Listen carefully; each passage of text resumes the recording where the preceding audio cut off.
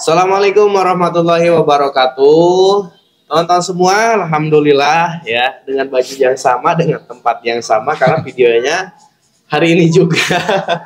Teman-teman, kali ini akan saya membahas beberapa pertanyaan ya dari subscriber dan teman-teman semua yang mungkin ada kendala di lapangan, yang mungkin ada beberapa keadaan yang dimana teman-teman itu bingung ketika pertama jalani bisnis Best Corporation ini. Oke, saya nggak menjawab, saya akan membacakan aja pertanyaan atau mungkin pernyataan dari teman-teman semua. Ada beberapa yang saya pilih dan mungkin teman-teman ada yang punya kendala juga. Silakan boleh komen ya, silakan boleh komentar di video ini teman-teman. Saya ditemani Kang Randy seperti biasa. Kang Randy ini the master of online teman-teman, the master of online. Bagaimana caranya punya penghasilan hanya cukup dari rumah saja teman-teman. Oke, Kang Randy, ini ada pertanyaan nih dari Kak Suwarmi 2380. Mungkin Kak Suwarmi ini merasa down teman-teman, sampai pernyataannya gini, downnya itu saya diejek, kemudian prospeknya ditolak, gak ada modal, mana buktinya kok belum ada bukti, buktikan dulu dong gitu kan, biasa ya, menurut Kang Randy sendiri gimana sih cara menghadapi calon-calon reseller seperti itu? Ya siap. Kalau masalah diejek, nanyain bukti, modal dan lain sebagainya, saya juga di awal sama merasakan. Ada yang kayak gitu sama juga? Ya banyak, bahkan yang seperti itu gitu. Cuman kenapa sih bisa berada di titik seperti saat ini? Gimana sih cara menghadapinya gitu?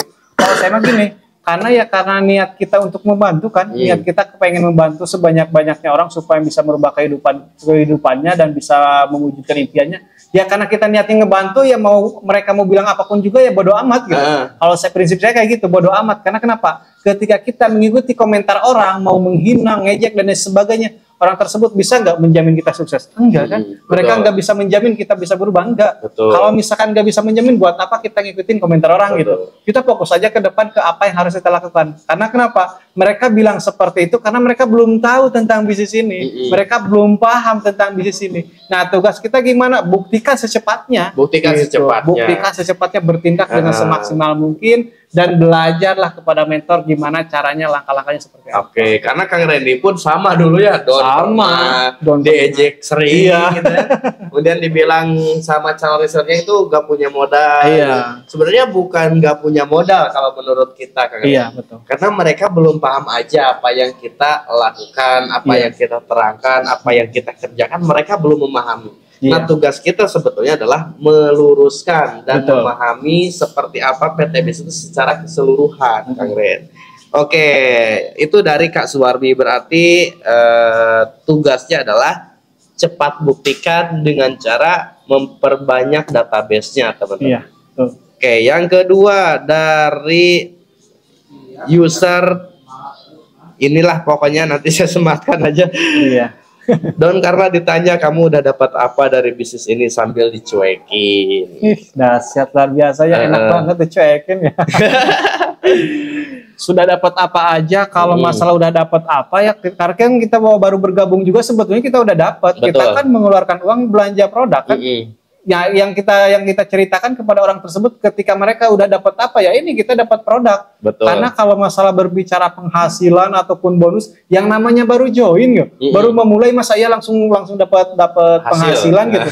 Yang di luaran sana aja yang kerja kita nunggu 1 bulan baru dibayar kan. Nah, ini baru gabung udah nanyain hasil gitu. Kan lucu gitu ya. Dan lucu gitu. Nah, kalau masalah untuk apa yang udah didapatkan, ya ini produk. Jadi kita yang ngeluarin uang, kita belanja produk, nah ini yang kita dapatkan gitu. Karena ini bukan uang hilang. Nah, kalau masalah untuk penghasilan di bisnis ini, ya kita baru melakukannya itu ya karena kita udah bergabung gitu. Ya baru kita bisa dapat penghasilan ketika kita udah melakukan. Gitu. Betul, mantap sekali. Tapi kan di luar sana Kang Ren mungkin ada nih beberapa reseller dari Best Corporation, ada yang udah 4 bulan, 5 bulan tapi belum dapat hasil.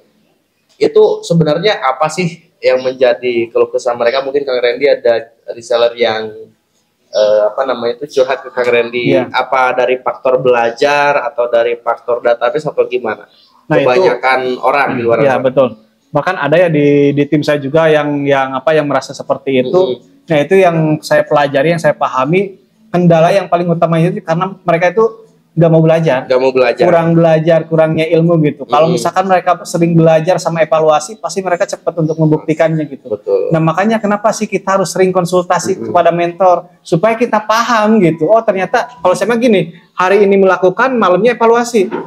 Konsultasi kepada mentor untuk apa? Untuk melakukan besoknya. Nah kalau misalkan hari ini belajar, besok melakukan, insya Allah secara konsisten, teman-teman semuanya juga akan secepatnya paham gitu. Mantap. Akan secepatnya paham. Berarti yang harus dilakukan adalah sering belajar, sering belajar sama evaluasi sama mentornya. Oke, itu dari user Plit apa ya ini? Itulah. Oke, yang ketiga Kang Randy. Assalamualaikum Kang, saya pengen bisa jalani secara online. Itu gimana? Soalnya saya gaptek, bisanya cuma sekedarnya terima kasih. Iya. Jadi gimana sih pengen bisa jalani secara online nih? Menurut versi Kang Randy sendiri nih?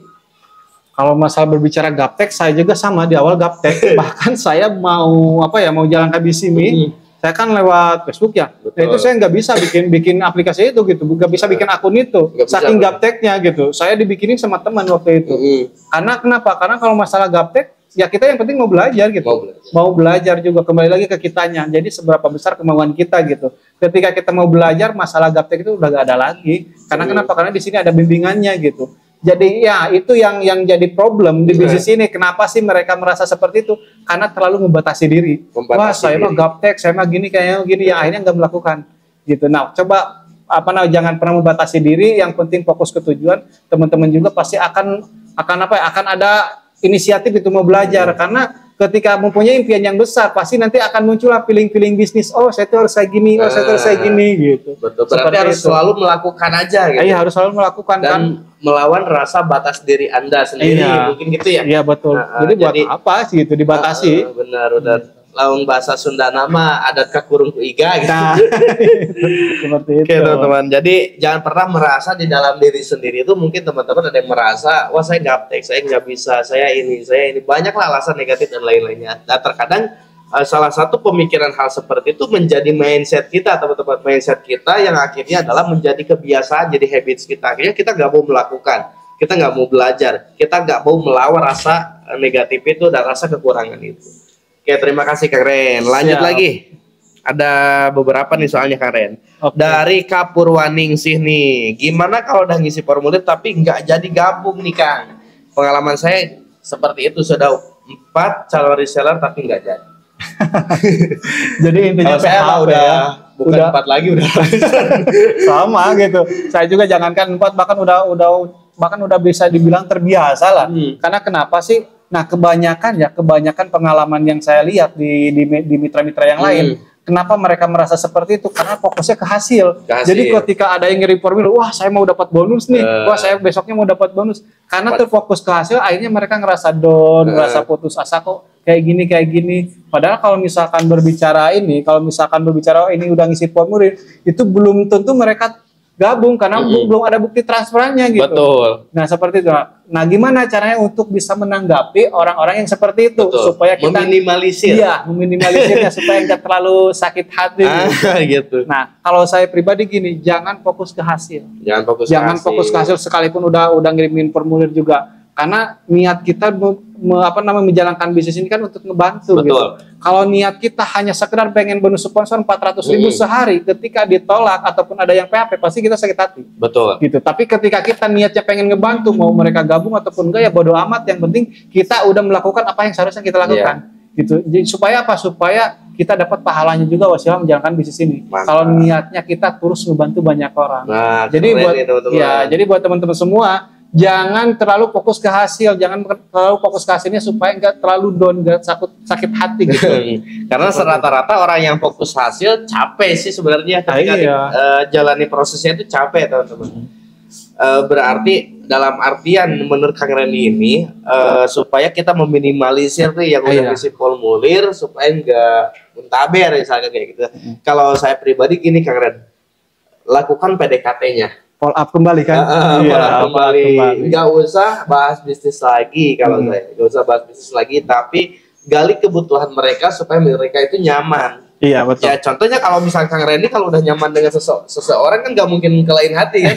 Nah maksudnya gini, banyak calon reseller tuh bikin nyaman dengan kita, tanya-tanyain kabar lah, kemudian gimana kabar dan lain-lainnya, itu yang penting PDKT-nya dikuatin. Kalau pendekatannya udah dikuatin, insya Allah mereka gak akan gabung ke yang lain walaupun mereka udah dipresentasi sama yang lain. Kenapa? Karena yang bisnis ini tuh bisnis kepercayaan, bisnis kenyamanan dengan mentor-mentornya. Kalau misalnya udah nyaman dengan mentor yang satu, dia nggak akan ngelain hati. Yang artinya adalah yang teman-teman lakukan PDKT-nya. Nggak usah bahas bisnis lagi kalau kita udah pernah kasih formulir, apalagi beliau sampai ngisi formulir gitu. Iya, berarti kan udah gitu, ada ini ya, udah ada niatan. Udah ada niatan buat bergabung gitu. Yang penting gini, yang penting kitanya positif aja. Barangkali dia tuh lagi sibuk, belum sempat transfer atau apa. Gitu. Positif aja. Mantap. Selanjutnya nih dari Kadarwati 4135, caranya menghidupkan tim yang loyo, coach. Menghidupkan tim yang loyo, sebetulnya sih kalau misalkan yang namanya menghidupkan, yang mati aja nggak bisa dihidupkan gitu. Kalau misalkan yang mati ya. Cuman kalau di bisnis ini bisa juga dihidupkan gitu. Karena kenapa? Karena ada nih salah satu tim reseller saya, beliau dia adalah tukang jahit yang awalnya udah bener-bener loyo, bahkan udah gak bisa dihubungin. Tapi sekarang bisa dapat mobil cash. Wih, mantap. Gitu. Ya awalnya loyo bahkan gak bisa dihubungin, susah untuk dihubungin awalnya. Tapi ya karena saya bergerak terus, akhirnya dia tuh terinspirasi dengan pergerakan saya gitu. Karena tugas kita kan mencontohkan gitu, mencontohkan sambil kita membangun silaturahmi lagi sama beliau. Jangan pernah, wah ini mah nggak aktif ataupun nggak menghubungin saya. Ya udahlah tendang aja ataupun ditinggalin, jangan gitu. Justru di sanalah sosok seorang mentor harus ada gitu, untuk memberikan support terhadap mereka. Kita semangatin lagi, kita motivasi lagi, yang akhirnya karena mereka selalu termotivasi sama kita, terinspirasi sama pergerakan kita, akhirnya mereka juga gerak kembali gitu. Mantap. Dan itu yang saya lakuin gitu. Ketika saya punya tim yang loyo, ya udah saya bangun silaturahmi aja. Saya nggak pernah bahas bisnis, tapi lebih ke membangun kekeluargaan, ikatan emosional. Ini aja yang udah jadi reseller itu kan, ya. Apalagi masih calon reseller. Berarti penting sekali membangun rasa kekeluargaan, penting sekali membangun rasa PDKT-nya teman-teman. Karena apa? Sistem kan di PTBis ini bersinergi dengan keluarga kita. Yang artinya adalah mau nggak mau ya kita harus PDKT. Karena emang menjalin silaturahmi itu dalam agama Islam pun diwajibkan. Betul. Apalagi ini ya membantu dalam hal kebaikan. Jadi buat tim yang loyo nih, cara ngebanguninnya kalau saya pribadi masukkan ke pertemuan kan. Kalau misalkan masih susah, udah paksa.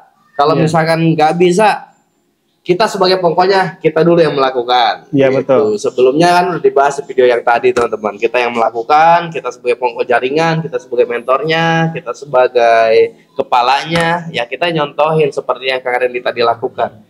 Artinya adalah ketika ada tim yang loyo, disitulah sosok mentor itu dibutuhkan, seperti Kak Randy bilang kayak gitu teman-teman. Jadi jangan mundur, jangan tiba-tiba wah ini tim nih nggak semangat nih, nggak posting nih, nggak aktif nih, tendang gitu kan, nggak boleh gitu kan Kak Randy. Betul.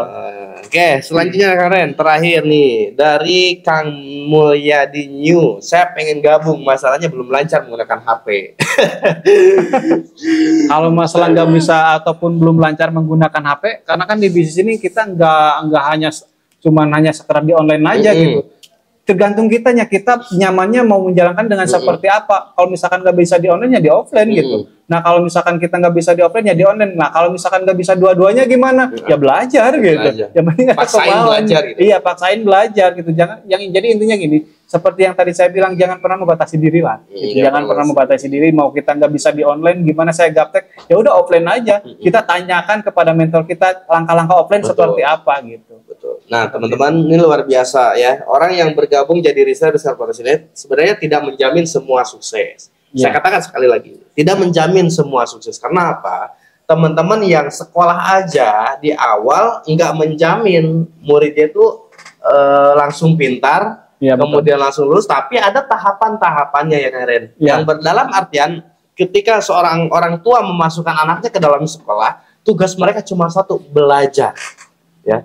Belajar, gak menjamin misalkan lulus sekolah langsung sukses, enggak teman-teman. Begitupun jadi pengusaha, begitupun Anda ketika berbisnis, nggak mungkin langsung menjamin nih karena ini bergabung jadi PTBis nih langsung sukses, nggak ada teman-teman. Kecuali kalau misalnya teman-teman ada yang langsung sukses, Yang pertama lahir dari orang kaya. Iya, betul. Yang kedua punya warisan orang kaya. Yang ketiga nih paling keren Kang Reni, nikah sama orang kaya Kang Ren. Jamin langsung kaya teman-teman. Ya, tapi bisnis PTBS bukan bisnis investasi. Bukan bisnis ketika kita bergabung besok langsung beli Mercy. Iya. Bukan teman-teman. Tapi bisnis PTBS ini adalah sebuah wadah, sebuah perusahaan di mana yang bergerak membantu banyak umat terbebas dari hutang dan riba. Kalau teman-teman nggak punya hutang, nggak cocok di bisnis ini teman-teman. Kenapa? Karena ya mungkin tujuan kita membantu terbebas dari hutang dan riba. Dan mungkin kalau misalnya teman-teman ini nggak punya hutang nih, berarti saya nggak cocok dong di bisnis ini. Tapi teman-temannya kan masih ada yang punya hutang. Kita bantu semaksimal mungkin teman-teman. Terima kasih buat teman-teman semua. Terima kasih Kang Randy, saya Rizal Nugraha. Saya Randy Apriandi. PTBS, go berkah, no riba, go baitullah. Assalamualaikum warahmatullahi wabarakatuh.